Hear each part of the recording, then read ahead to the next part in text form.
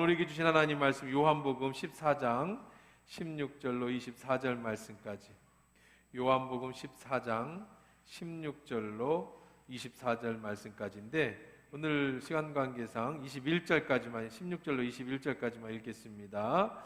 내가 아버지께 구하겠으니 그가 또 다른 보혜사를 너희에게 주사 영원토록 너희와 함께 있게 하리니, 그는 진리의 영이라. 세상은 능히 그를 받지 못하나니 이는 그를 보지도 못하고 알지도 못함이라. 그러나 너희는 그를 아나니 그는 너희와 함께 거하시며 또 너희 속에 계시겠습니다. 내가 너희를 고아와 같이 버려두지 아니하고 너희에게로 오리라. 조금 있으면 세상은 다시 나를 보지 못할 것이로되 너희는 나를 보리니 이는 내가 살아있고 너희도 살아있겠습니다. 그날에는 내가 내 아버지 안에, 너희가 내 안에, 내가 너희 안에 있는 것을 너희가 알리라. 나의 계명을 지키는 자라야 나를 사랑하는 자니, 나를 사랑하는 자는 내 아버지께 사랑을 받을 것이요 나도 그를 사랑하여 그에게 나를 나타내리라. 아멘. 하나님의 말씀이었습니다. 좋으신 하나님, 이제 주의 말씀 들으려고 합니다. 하나님의 음성이 들리도록 우리의 귀를 열어 주옵소서. 예수님의 이름으로 기도합니다. 아멘. 사람마다 다 소망이 있어요. 되고 싶은 게 있습니다. 꼭 이루고 싶은 게 있지요. 많은 사람들은 돈을 좀 많이 벌고 싶어요. 큰 부자가 되고 싶어서 돈 걱정 없이 살아보고 싶어요. 저도 카드값 없는 세상에서 한번 살아보고 싶어요. 20일만 지나면, 그 전까지는 행복한데 20일이 이제 그때 지나면 카드값이 이게 도래하면서부터 이 카드값 없는 세상에서도 좀 한번 살아보고 싶어요. 쓸 때는 좋은데 갚을 때 되면 어려워. 자, 어쨌든 사람은요, 돈을 많이 벌고 싶어요. 좀 넉넉하고 여유 있게 살고 싶어요. 그래서 성공하고 싶습니다. 또 어떤 사람은 명예를 얻고 싶어요. 높은 자리에 앉고 싶어요. 그래서 아이들도 일찍부터 그 소망을 가지고 공부합니다. 왜 공부하냐고 물어보면 대부분의 아이들이 좋은 대학을 가려고 한다고. 왜 좋은 대학 가려고 하는데, 좋은 대학 가야 좋은 곳에, 돈 많이 주는 곳에, 대기업에 취직할 수도 있고, 또 그렇게 해서 명예도 얻을 수 있으니까 의사도 될 수도 있고. 네, 그렇습니다. 그래서 어릴 때부터 많은 시간을 공부하고 이런 데 투자를 하죠. 시간을 냅니다. 자, 그런데 여러분, 정작 그 꿈이 이루어지면, 정말 돈이 너무 많아서 내가 얼마 있는지도 모를 정도로 은행에 돈이 있으면, 그러면 걱정, 근심, 염려, 불안이 없을까요? 좋은 회사에, 대기업에 취직해서 내 꿈을 이루면 거기에는 걱정, 근심이 없을까요? 명예를 얻어서 높은 자리에 앉고 존경받는 사람들 자리에 앉으면 그때는 근심, 걱정이 사라지고 행복이 올까요? 혹시 그렇게 성공한 사람들이 있으면 한번 대답을 해보세요. 그러면은 자, 정말로 행복하든가. 안 올라가 봐서 잘 모른다는 표정들인데, 뭐 어쨌든 지금도 그렇게 쫓아가고 있어요. 그러시는 거예요. 어쨌든 중요한 거는요, 그렇지 않다는 겁니다. 살아보니까 많은 사람들은 자신이 이루고자 하는 꿈을 이루고 나면 오히려 더 불안해하답니다. 이것만 얻으면 정말 행복할 것 같은데,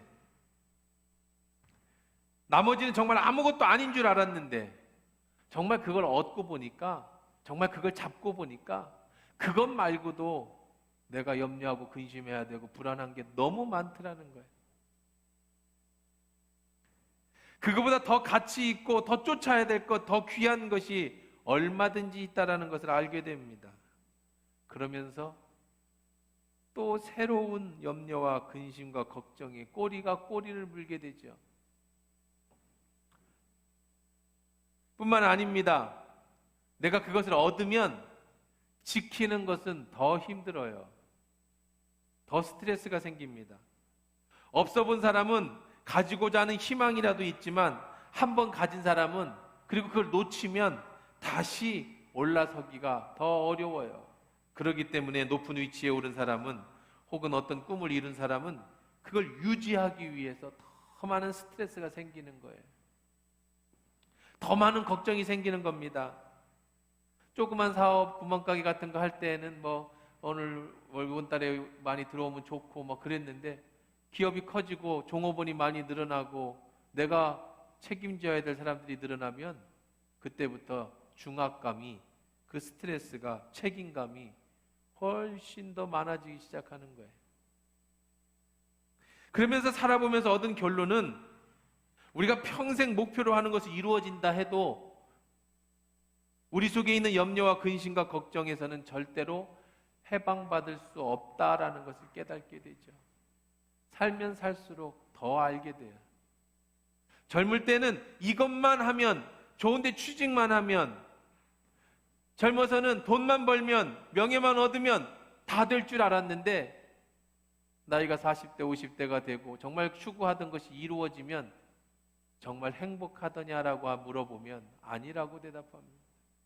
내가 생각하지 못했던, 내가 알지 못했던 그 많은 것들이 주변에 있고 그것들이 나로 하여금 더 힘들게 한다는 걸 나이가 들어갈수록 더 알게 됩니다.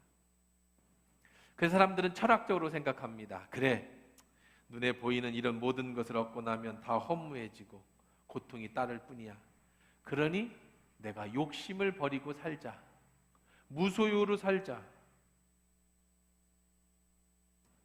그래서 모든 걸 버리고 살려고 합니다. 그러면 고통에서 자유로울 거라고 합니다. 사람들은 그런 삶을 꿈을 꿔요. 그렇게 살려고 합니다. 그러다 보니 종교에 집착하게 됩니다. 대부분의 종교는 속세가 아닌 정신과 영혼의 세상에 관심을 두지요. 그래서 평안을 쫓으려고 속세를 버려야 된다고 가르칩니다. 마음을 수련해서 내 마음의 찌꺼기를 빼내라고 말합니다. 불교에서는 수행을 가르칩니다. 내 안에 육신의 욕망을 쫓아내야 진정 내 마음의 평안을 얻을 수 있다고 가르쳐요. 자기 속에 있는 수많은 번민을 쫓아내면 세상과 초월한 참 평안을 내가 누릴 수 있게 된다. 이것을 불교 용어로 해탈이라고 합니다. 해탈. 속세적인 모든 속박에서 벗어나 자유롭게 되는 상태, 이걸 해탈이라고 하는데, 이때 진정한 평안을 얻을 수 있다고 말을 하죠. 불교에서의 최고의 목표는 열반에 이르는 겁니다. 수행을 통해서 내 속의 번민을 제거하면 해탈하게 되고, 해탈이 지나면 내가 열반을 하게 된다. 진리의 체득이 돼서 미혹과 집착을 완전히 끊고 일체의 속박에서 해탈의 최고의 경지인 열반에 이르게 되면 마침내 그 사람이 부처가 되는 거예요. 이것이 불교의 핵심입니다. 그래서 스님들은 결혼을 하지 않습니다. 머리를, 내 미모를 가꾸지 않아 머리를 다 삭발해 버립니다. 어떤 색깔 있는 옷도 입지 않습니다. 그래서 산에 들어가서 자신 속에 있는, 내면에 있는 자기의 모든 더러운 것들을 끄집어내려고 떨어지는 물 폭포 속에서, 혹은 아무도 없는 곳에서, 혹은 아무 말도 하지 않으면서 수행을 하게 되죠. 그런데 문제는, 만약에 그렇게 해서 평안이 이루어지는 거라고 한다면, 그렇게 해야만 참 평안을 누린다면, 그럼 우리는 어떻게 하냐는 거죠. 일반 사람들은 어떻게 할 겁니까? 그것도 누군가 밥이나 해줘야 돌을 닦는 거지, 밥 굶어가면서 돈을 못 닦을 거 아니에요. 누군가 농사를 져야 되고 누군가는 밥을 해줘서 먹고 살아야 돼. 그 배부른 소리 아닙니까? 내가 해탈하기 위해서 누군가는 또 일해야 되는데, 그것도 웃긴 얘기예요. 또 막상 정말로 그런 기회가 되고 여유가 생겨서 나 혼자 그렇게 돌을 닦아서 해탈한다고 할 때 정말 해탈할 수 있을까, 사람은? 그건 또 다른 차원이겠죠. 그럼 진정 이 땅에서 근심과 걱정이 없는 참된 평안의 삶의 방법은 무엇일까? 성경은 그것에 대한 해답을 가르쳐주고 있습니다. 어렵지 않습니다. 힘들지도 않습니다. 그것은 바로 나는 안 된다라는 걸 깨닫는 거예요. 못한다는 거, 인간은 못한다는 걸 깨닫는 겁니다.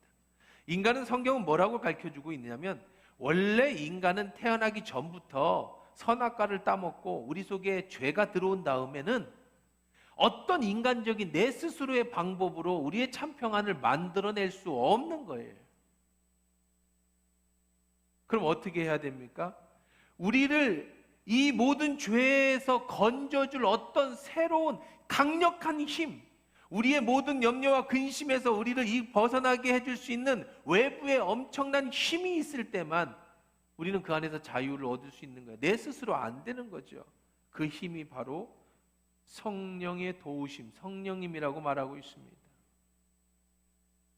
하나님의 힘, 예수님의 힘, 성령의 힘, 그 초월적 힘이 내 안에 들어와서 나를 지배하고 내 이성과 내 생각을 뛰어넘어 그 모든 초월적 힘이 나에게 참 평안을 줄 때에만 그때 비로소 내 안에 참 평안과 기쁨을 누릴 수 있게 된다는 거죠. 예수님만이, 성령님만이 우리에게 근심과 걱정이 없는 삶을 살 수 있게 해주시는 겁니다. 여러분이 근심 없는 세상에서 행복하게 살고자 돈을 많이 벌고 높은 위치에 올라가고 이도저도 아니면 속세를 떠나서 혼자 돌을 닦아도 떨어뜨릴 수 없는, 떨쳐버릴 수 없는 인생의 문제, 삶과 죽음의 문제, 인간의 고통, 이 해결책은 오로지 한 가지, 예수 그리스도, 그분이 보내주신 성령이 내 안에 계실 때에만 우리는 그 안에서 참된 평안과 자유를 얻게 되는 줄 믿습니다. 그래서 지금 계속해서 참된 평안에 대한 성경 말씀, 성령님에 관한 시리즈 설교를 계속하고 있죠. 다락방 강화를 하고 있습니다. 요한복음 14장이 시작되는 다락방 강화의 핵심, 이 핵심은 두고 가는 제자들에게 주시는 예수님의 참 평안에 관한 말씀이에요. 그 평안은 면벽수도도 아니고 마인드 컨트롤도 아니고 수도도 아니고 속세를 떠나는 것도 아니고 예수님이 부활 승천하시면서 또 다른 예수 성령님을 보내주신다고 하셨는데 그 성령을 내 안에 모시고 살아갈 때에 바로 영원히 내 곁을 떠나지 아니하는 내가 너와 항상 함께 할 것이고 너의 삶을 책임져 주시며 참 평안을 내가 너에게 주노라. 세상이 줄 수 없는 평안이다. 이 평안을 여러분에게 주시는 줄 믿습니다. 그래서 우리는 그분을 모시고 내 안에 계신 성령의 도우심을 받으며 살아가야 되는 거예요. 그런데 문제가 있어요. 그런데 왜 나는 성령님을 인식하지 못할까요? 성령이 내 안에 계시는데 왜 나는 그 성령님을 인식하지 못할까? 어떻게 해야 성령님을 인식할 수 있을까? 여러분 생각해 보세요. 정말 내가 아닌 초월적인 또 다른 그 힘의 능력인 성령이 내 안에 오셨다면, 그분이 인격을 가지신 분이 내 안에 오셨다면, 그럼 나는 그분을 인식할 수 있어야 되잖아요. 그분을 느낄 수 있어야 되잖아요. 그분을 만질 수 있어야 되잖아요. 그분과 대화할 수 있어야 되잖아요.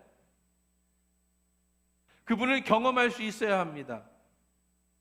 그래서 우리는 지난 금요일부터 금요기도회 때 우리가 어떻게 성령을 인식할 수 있을까? 어떻게 성령을 구하는 기도를 드릴 수 있을까? 그래서 금요기도회 때 우리가 성령을 도우는 그 실체적인 이야기들을 나누고 함께 기도하면서 함께 배우고 우리 실천하고 있죠. 다시 말하면 그 성령님을 인식하려면, 그리고 내 안에 계신 성령님을 깨닫고 알으려면 우리는 그분을 아는, 그분의 임재를 경험하는 연습이 필요해요. 왜 성령님을 인식하는 연습이 필요합니까? 성령은 눈에 보이지 않기 때문입니다. 눈에 안 보이는 성령님을 느끼기 위해서는 영적 훈련이 필요한 거예요. 왜 내 안에 성령이 계시는데 나는 성령을 느끼지 못할까? 그분이 안 계시기 때문이 아니라 성령을 인식하는 영역이 있기 때문에 그래요. 내 안에 성령이 계시다는 걸 인식하는 영역은 어떤 영역이냐면 내 안에 있는 영이 느끼는 거예요. 영이. 사람은 영혼, 육으로 구성되어져 있습니다. 육은 여러분 뭐 설명 안 해도 아는 육이에요. 우린 귀로 듣고 머리로 생각합니다. 혼은 생각의 영역이에요. 상상의 영역입니다. 사람들은 혼과 육은 알아요. 근데 많은 사람들이 영의 영역을 몰라요. 우리 속에는 또 다른 영의 영역이 있습니다. 이것이 나예요. 사람이라고 할 때는 영, 혼, 육이 하나로 뭉쳐져서 사람이라고. 성부, 성자, 성령처럼 우리는 영혼, 육으로 되어져 있어요. 성령을 인식하는 영역은 어떤 영역이냐면 내 속에 있는 영의 영역입니다. 그러면 내 안에 성령이 계시는 걸 왜 못 느끼는가? 그분이 안 계시기 때문에가 아니라 내 영이 그분을 인식하지 못하기 때문이에요. 육신은 성령을 알 수 없습니다. 육신으로는 성령을 느낄 수가 없습니다. 육신으로는 성령을 인식할 수가 없고 깨달을 수도 없습니다. 왜요? 그분은 영이기 때문에. 17절 한번 읽어볼게요. 그는 진리의 영이라 세상은 능히 그를 받지 못하나니 이는 그를 어떻게 해요? 보지도 못하죠? 알지도 못함이라. 그러나 너희는 그를 안다. 어떻게 알아요? 그는 너희와 함께 거하시며 너희 속에 계시기 때문이다. 세상은 몰라요. 육체는 모릅니다. 왜? 그분은 영이기 때문에. 근데 나는 안다는 거예요. 너희는 안다는 거예요. 알 수 있다는 거예요. 느낄 수 있다는 거예요. 왜 그럴까요? 여러분 속에 영이 살아있기 때문에. 영이 살아있지 못한 사람은 여러분을 모릅니다. 영이 살아있지 못한 사람은 왜 코로나에 사람들이 모여서 예배하는지 이유를 알 수가 없어요. 영이 살아있지 못한 사람들은 하나님 앞에 기도한다고 되냐? 그들은 믿지 못합니다. 영이 살아있지 못한 사람은 하나님을 인식할 수 없어요. 왜 그렇습니까? 하나님을 인식하는 영역은 영의 영역이기 때문에 그래요. 그런데 문제는 나는 왜 인식 못할까라는 거죠. 내 영이 죽어 있나? 나는 내 안에 정말 성령이 계시다라는 걸 느끼지 못할 수 있어요. 그분이 정말로 내 안에 계시다면 나는 그분을 인식할 수 있어야 되는데, 그분의 음성을 들을 수 있어야 되는데, 그분을 볼 수 있어야 되는데, 그분을 만질 수 있어야 되는데, 우리가 계속해서 평안을 구하는 성령의 이야기를 말씀을 나누면서 정말 내가 어려울 때 그분의 도우심을 내가 느낄 수 있어야 되는데 나는 왜 못 느낄까? 내 안에 성령이 안 계시기 때문일까요? 그렇지 않습니다. 여러분 속엔 성령이 다 계세요. 여러분의 영이 느끼지 못할 뿐입니다. 성령이 내 안에 계시다는 증거가 뭡니까? 우리가 예수를 믿을 때, 여러분이 예수를 그리스도 나로 영접할 때 여러분의 느낌과 상관없이 여러분 속에 성령이 오십니다. 그때 내 영이, 죽은 내 영이 깨어납니다. 살아납니다. 태어납니다.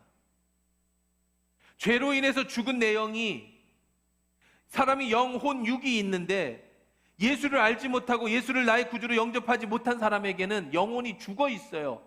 잠자고 있습니다. 그런 사람들에게 예수 성령이 내 안에 오실 때에, 내가 믿을 때 성령이 오시고 그때 내 영이 깨어나는 거예요. 그때 다시 내 영이 태어나는 겁니다. 니고데모라는 사람이 예수님 앞에 찾아왔습니다. 선생님, 어떻게 영생을 얻을 수 있습니까? 예수님이 이렇게 대답하셨어요. 네가 거듭나야겠다. born again, 다시 태어나다.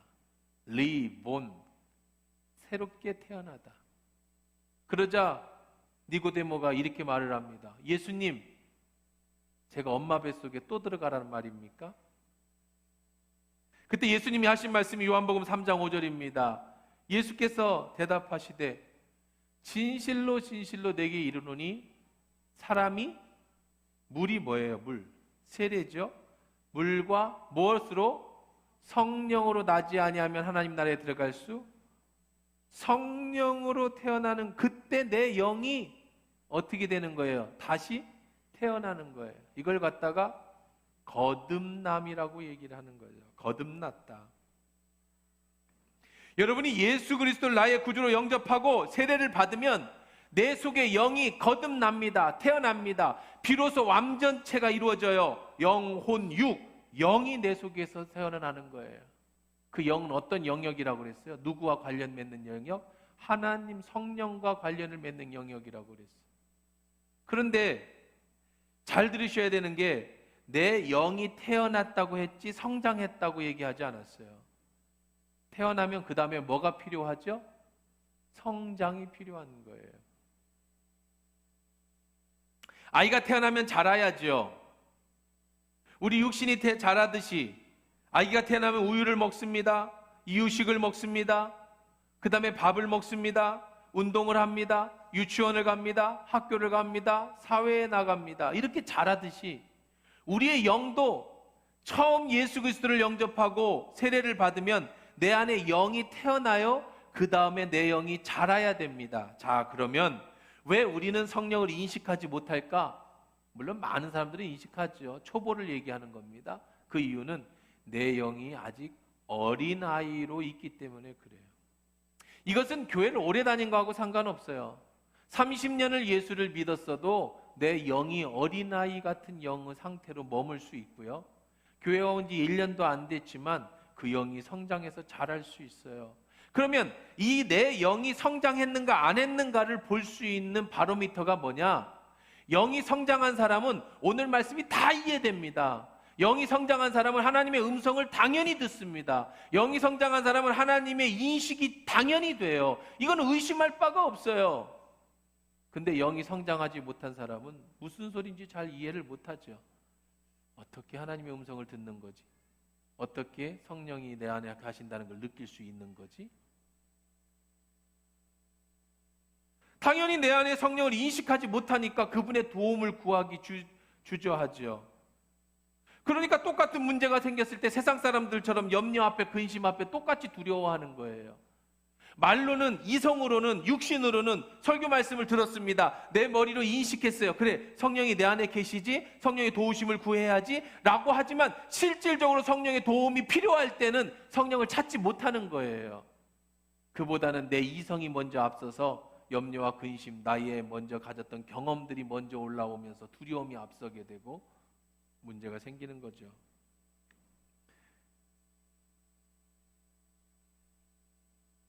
문제가 있을 때마다 성령의 도움을 구하고 성령의 역사를 봐야 하는데 영이 자라지 못하니까 육신이 이성보다 더 강하니까 그것이 너무 강하게 작용하니까 세상 사람들과 별반 없이 두려움을 느끼고 내 안에서 성령의 역사를 경험하지 못하는 거야. 그런데 중요한 건 있어요. 물론 여러분이 약하다고 해서 여러분 여러분이 영이 어린아이라서 성령이 여러분을 안 도와주시느냐? 절대 그건 아닙니다. 그거하고 상관없이 성령은 여러분을 도와주세요. 어린애일수록 더 돌봄이 필요하죠. 어린애일수록 더 부모는 보살핌이 필요한 것처럼 여러분의 영이 어린아이에 있다고 해서 여러분이 성령을 인식하지 못한다고 해서 그럼 내가 지금까지 성령의 도우심을 못 받았느냐? 그건 아니에요. 그렇다면 여러분 이 자리에 못 앉아 계시죠. 여러분 다 성령의 도움을 받았어요. 오늘의 말씀의 핵심은 그 성령을 여러분이 스스로가 이 육신이 이성이 여러분의 영과 혼이 여러분의 육체가 그 성령을 인식하느냐는 문제입니다. 그럼 이게 무슨 차이가 있어요? 차이가 있죠. 어린아이 예를 든다면 어릴 때는요 울기만 하면 됩니다. 울어요. 그럼 다 엄마가 와서 다 해결해 줍니다. 엄마가 있다는 거 알아요. 어떻게 알죠? 울면 잘은 모르지만 누군가가 날 도와주니까. 그분이 엄마인지 아빠인지 나하고 무슨 관계인지 모르지만 내가 울면 다 도와주니까. 그것처럼 내 안에 성령이 계시니까 그냥 도와달라고 하면 도와는 주시죠. 근데 모르는 거예요. 뭘 몰라요? 인식할 수 없는 거예요, 성령을. 그러나 어린아이가 자라면 부모를 인식하고 부모의 마음을 알아가듯이 우리의 영이 자라면 어떤 일이 생기냐면 성령의 음성을 듣기 시작합니다. 성령이 하시는 일을 보기 시작합니다. 그러면서 점점 내 신앙이 자라고 새로운 세상이 열리는 거예요. 어린아이 때는 엄마 아빠가 전부고 집이 전부였다가 유치원에 가면서 선생님을 만나고 친구를 만나고 학교를 가서 더 넓게 대학생이 돼서 해외를 나가고 그리고 더 폭넓게 성장하면서 더 넓은 세상을 보듯이 처음에는 성령을 모를 때는 울기만 하면 도와주는 성령님 정도만 인식하다가 이제 여러분이 그분의 음성을 듣고 더 새로운 세상, 하나님과 함께 하는 그 엄청난 세상, 지금까지 경험해보지 못하는 놀라운 일들을 보게 되는 거죠. 그게 가능한 게 뭡니까? 내 영이 깨어있고 자라기 때문인 거예요.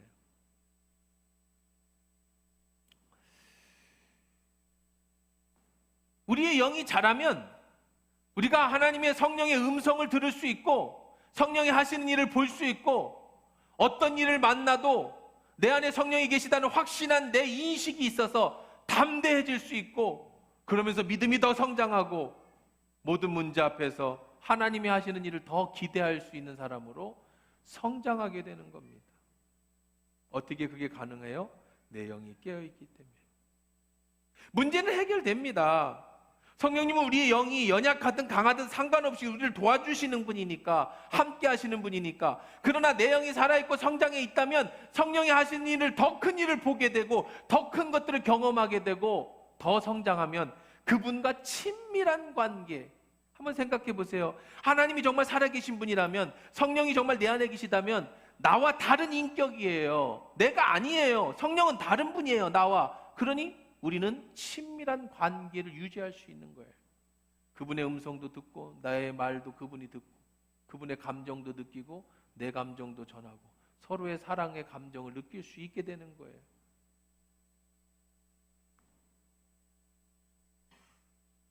그러면 우리가 영이 자라기 위해서 어떻게 해야 할까? 성령님과 관계를 맺고 행복한 삶, 정말 걱정과 근심이 없는 축복의 삶을 살기 위해서는 어떻게 해야 될까?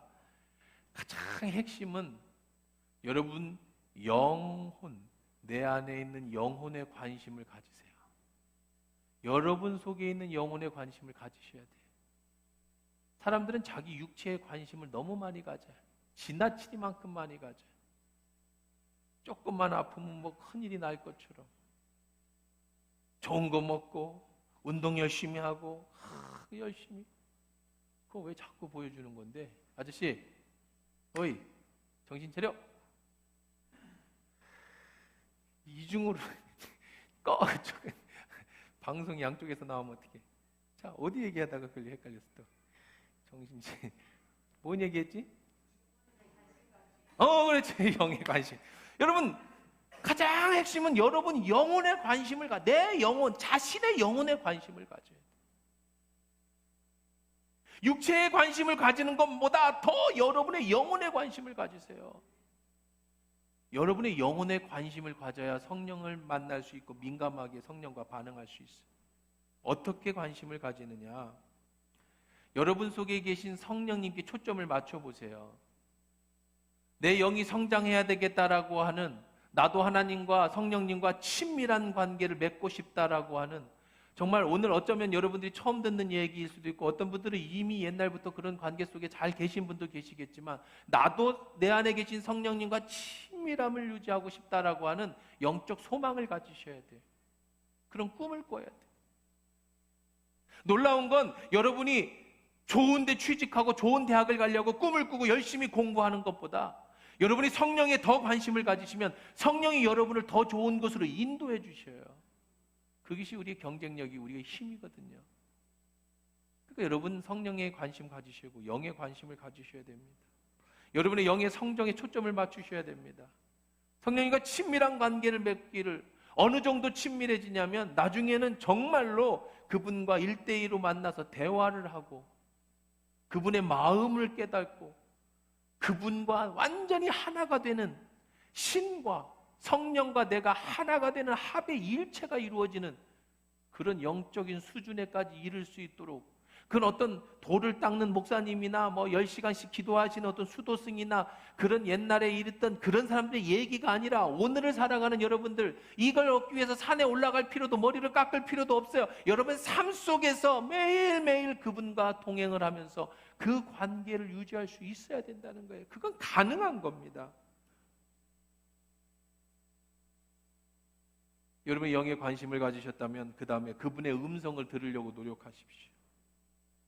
성령의 음성을 들을 수 있어야 돼. 하다못해 귀신의 말도 들린다는데 어떻게 천지를 창조하신 하나님이 내 안에 계신 그 성령님의 음성을 여러분이 못 듣는다면 그건 문제가 있지 않겠어요? 목사님, 어떻게 하나님의 음성을 들을 수 있습니까? 어떻게 해야 내 안에 계신 성령의 음성을 듣고 싶습니다. 어떻게 해야 들을 수 있을까요? 아까 얘기한 것처럼 우리는 여러분 성령의 음성을 듣는 연습을 하셔야 돼요. 여러분 영이 새롭게 태어났다고 그랬죠? 그럼 잘합니다. 그럼 유치원을 보내잖아요. 학교를 보내죠. 더 많이 배우잖아요. 운동하면 연습을 해야죠. 야구를 잘하고 싶으면 야구 연습을 해야 되고. 그런 것처럼 여러분 속에 있는 성령과 친밀한 관계를 맺으려면 그분을 아는 연습을 해야 돼요. 임재 연습입니다. 어떻게 해야 그분을 알 수 있을까? 어떻게 그분의 음성을 들을 수 있을까? 어떻게 연습해야 될까? 그분의 음성을 듣는 첫 번째 연습은요, 이미 여러분은 다 듣고 있어요. 아니, 저는 잘 못 듣는데요. 지금 듣고 있는 거예요. 성령의 음성을 어떻게 듣느냐? 여러분이 하나님의 말씀이 선포되어질 때, 저는 나라고 하는, 목사라고 하는 나는 도구로서 성령이 나를 통해서, 성령은 영이시기 때문에 여러분이 못 알아들으니까 여러분이 알아들을 수 있는 육체의 언어를 나를 통해서 여러분에게 말씀해 주고 계십니다. 그러면 여러분이 주일 설교를 들을 때 지금 현장에 나와서 그냥 집에 앉아서 소파에 누워서 이렇게 보는 것도 괜찮고 뭐 다 괜찮지만, 그러나 정말로 여러분이 딱딱한 의자에서 지금 25분, 30분을 집중하면서 설교 말씀을 듣지요? 자, 잘 보세요. 어떻게 하나님의 음성을 듣는가? 놀랍게도요, 저는 여러분 불특정 다수 여러분에게 설교를 하지만 이 말이 여러분의 육체의 귀를 통해서 여러분의 이성으로 들어옵니다. 그리고 나서 여러분 속에 있는 영이 성령의 음성으로 여러분을 듣고 있어요. 지금 각자 듣고 있어요. 참 놀랍게도 똑같은 말을 선포하지만 듣는 여러분들은 전혀 다르게 듣고 있어요. 어떻게 들리느냐?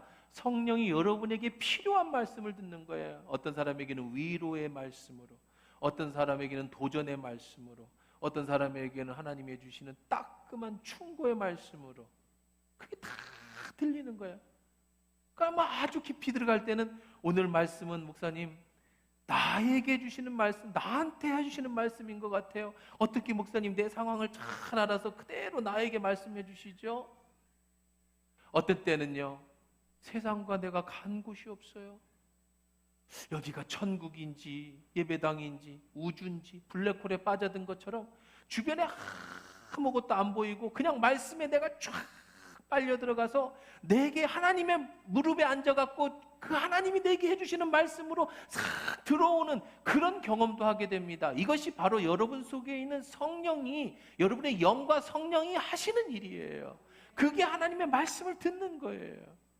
반대로 어떤 사람은요, 사단은 그걸 못 듣게 하기 위해서 설교만 시작하면 수면 시간이 시작되죠. 희한하게 잠도 안 오는데 예배만 들어가면 잠이 잘 와요. 끝나면 그렇게 깨우네요. 설교 시간에 자고 나면 그렇게 깨우네요. 여러분 그런 경험 해보셨어요? 예배 시간에 졸고 나서 몸이 찌뿌둥한 사람은 한 명도 없어요. 예배 시간에 졸면 몸도 마음도 개운합니다. 그 치유의 영이 임해서 그래요. 단 그날 배운 건 없죠. 성령이 하시는 말씀 하나도 못 듣죠. 육신만 편하게. 그럼 왜 그렇지?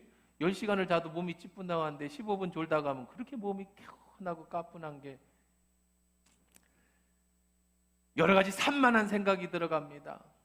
다 여러분의 하나님의 성령이 하시는 일을 감당하지 못하도록 여러분 여러 가지 사탄이 여러분의 영적 전쟁 속에 있는 거예요. 하나님의 음성을 듣는 가장 기본은 설교 말씀이에요. 왜 그렇게 들어야 되냐? 여러분이 이해를 못하니까 하나님이 육신을 통해서 영에게 작용하시는 거예요. 그러려면 여러분들 어제 저녁부터, 이미 오래전부터 일주일 내내 오늘 말씀을 사모하시고 기도하시면서 오셔야 돼요. 주님, 오늘 주일 예배를 통해 내게 주시는 말씀이 뭘까요? 예배를 사모하고 말씀을 사모하고 그 말씀 속에서 주신 하나님의 말씀에 초점을 맞출 때 그때 하나님의 음성이 들려요. 그때 내 영이 살아나고 그때 하나님의 음성을 듣게 되는 거예요. 이게 기본이에요. 이게 안 되면 여러분 30년 예수를 믿어도 하나님의 음성을 못 듣습니다. 설교 말씀을 아무리 들어도 하나님의 말씀으로 안 들려지면 여러분의 영은 자랄 수가 없어요. 두 번째, 어떻게 하나님의 음성을 들을 수 있느냐? 성경 말씀을 통해서요. 성경을 읽으십시오. 목사님, 저는 성경을 아무리 읽어도 무슨 말인지 모르겠는데요. 괜찮습니다. 읽으십시오. 저는 눈이 어두워서 저도 노안이 잘 힘들어지. 괜찮아요. 그건 들으세요. 자, 보십시오. 왜 성경이 하나님 말씀으로, 성령이 내게 주시는 말씀으로 들릴 수 있는지. 성경을 쓴 이가 누구예요? 사람이겠죠? 그 성경을 쓸 때 누가 감동을 주셨을까요? 성령님이 감동을 주셨어요. 그러면 그 성경을 읽는 건 누구예요? 여러분이겠죠? 그 읽을 때 감동은 누가 주실까요? 성령이 주셔요. 저자 직강인 거죠. 성령이 성경을 쓰게 하셨고 성령이 성경을 읽을 때 여러분에게 주시는 말씀으로 들려지는 거예요. 그래서 꿀과 송이꿀보다 더 단 하나님의 말씀 앞에 내가 녹아져가고 그 말씀 앞에 내가 뒤집어지게 되고 그 말씀이 내 길에 빛이 되어지게 하시는, 성경을 읽으셔야 돼요. 영에 관심을 가지셔야 된다고 그랬죠. 육체에 관심을 가지듯이 영에 관심을 가지셔야 돼요. 영은 무엇을 먹고 자라느냐? 말씀과 기도로 자라는 거예요. 말씀을 들으셔야 되고 말씀을 읽어야 됩니다. 그래야 여러분의 영이 자라요. 그래야 성령이 하시는 일을 보고 그래야 성령의 음성을 들어요. 그래야 성령님과 함께하는 새로운 세상이 열리게 되는 겁니다. 우리는 어떻게 또 성령의 음성을 들을 수 있을까요? 기도를 통해서 듣죠. 기도를 하게 됩니다. 그러면 하나님께서 여러분에게 직접 말씀해 주세요. 이런 분들이 계시죠. 목사님, 저는 기도를 해서 하나님의 음성을 듣는데 이게 하나님의 음성인지 내 마음의 생각인지 구별이 안 됩니다. 제가 구별하는 법을 알려드릴게요. 하나님의 음성은요, 항상 내게 평안을 주시고 나를 회개케 하시고 나를 새롭게 하시죠.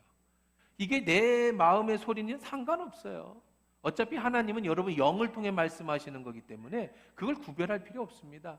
무엇인간에 평안을 주고 나를 회복시키고 자극을 주어서 하나님께 가까이 가게 하는 모든 것은 하나님의 말씀이에요. 이게 내 생각이냐 상관없어요. 그럼 내 생각은 어떤 겁니까? 불안함을 주고 더러운 생각을 주고 혼란하게 하고 클리어하지 못하게 하고, 이거는 사단의 생각이에요. 꿈도 마찬가지예요. 꿈 꾸고 났는데 혼란하고, 이건 하나님 꿈 아니니까 그냥 잊어버리세요. 개꿈이에요, 개꿈. 하나님은 여러분 꿈을 통해서 확실하게 보여주시죠. 어설프게 보여주시지 않아요. 그러니까 여러분 기도를 통해서 하나님의 음성을 들을 수 있습니다. 기도하실 때 여러분 통성으로 기도하실 때 아주 강력하게 내 영이 울리도록 음성을 주실 때도 있지만 거의 99.9%는 그렇게 말씀하지 아니하시고 세미한 음성 속에, 바람 속에서 평안을 주시기도 하고 위로를 주시기도 하고 회개케 하시기도 하고. 기도하셔야 돼요. 기도하지 않는데 여러분이 영이 자랄 수가 없어요. 말씀과 기도에 관심이 없는데 여러분의 영이 성령의 음긴감할 수가 없어요. 교회 나와서 기도하셔도 좋습니다. 금요 기도회 때 여러분 성령의 음성을 듣는 훈련을 계속하고 이번 주부터 시작해서 계속 하려고 합니다. 그럼 금요 기도회 나오셔서 훈련을 같이 받으셔도 좋습니다. 그러나 그런 시간도 없고 여유가 없으시면 집에서 기도하시더라도 그분의 음성을 들으려고 초점을 갖추세요. 주님, 주의 음성을 듣고 싶습니다. 말씀해 주십시오. 기도를 하면 하나님의 음성을 들려주시죠. 그 다음에 하나님의 음성을 어떻게 듣느냐? 그렇게 훈련이 되고 그렇게 성장하면은요, 하루에도 수십 번씩 주님은 말씀하셔요. 그것이 여러분의 영이 열리면 들려요. 내가 어떤 사람하고 대화를 하다가 조금 안 좋은 얘기를 했어요. 성령이 말씀, 야, 너 지금 실수한 것 같은데, 그런데 옳지 않아. 주님 잘못했습니다. 맞습니다. 저도 모르게 교만해졌네요. 저도 모르게 안 좋은 얘기, 지금 죄송합니다. 아들아, 저거 봐라. 저게 왜 저럴까요? 저건 저러. 아, 그렇군요, 성령님. 또 궁금한 거 있으면 성령님, 왜 이런 일이 일어날까요? 아, 그렇군요. 그래서 내게 말씀 그렇게 하시는 거. 수없이 하나님과 교통하고 계속 대화를 할 수가 있어요. 왜요? 그분은 살아계신 분이니까. 그분은 내 안에 계시는 분이니까. 어떻게 그분을 인식 안 할 수가 없죠. 내가 살아있는데 어떻게 그분을 인식하지 않을 수 없어요. 오늘 말씀 이렇게 말씀하십니다. 그날에 내가 너희 아버지 안에, 20절이죠. 너희가 내 안에, 내가 너희 안에 있는 것을 너희가 알게 될 것이다. 아버지가 내 안에, 너희가 아버지 안에, 내가 너희 안에 있는 것을 알게 되고, 하루에도 항상 성령이 내 안에 계시는 걸 알게 되는 거예요. 그분과 같이 사는 거예요. 그분은 떠나지도 않으세요. 이렇게 좋은 친구가 없어요. 이렇게 좋은 애인이 없어요. 이렇게 좋은 위로자가 없어요. 이렇게 좋은 나의 가이드가 없어요. 남편도 부인도 아내도 누구도 줄 수 없는 그 은혜의 평강을 내 안에 계신 성령님과 함께하는 인생. 여러분에게 그런 은혜가 있기를, 그런 성령님과 함께하는 축복이 있기를, 지금까지 꿈꿔보지 못한 그런 여러분의 인생을 살기를 주의 이름으로 축원합니다.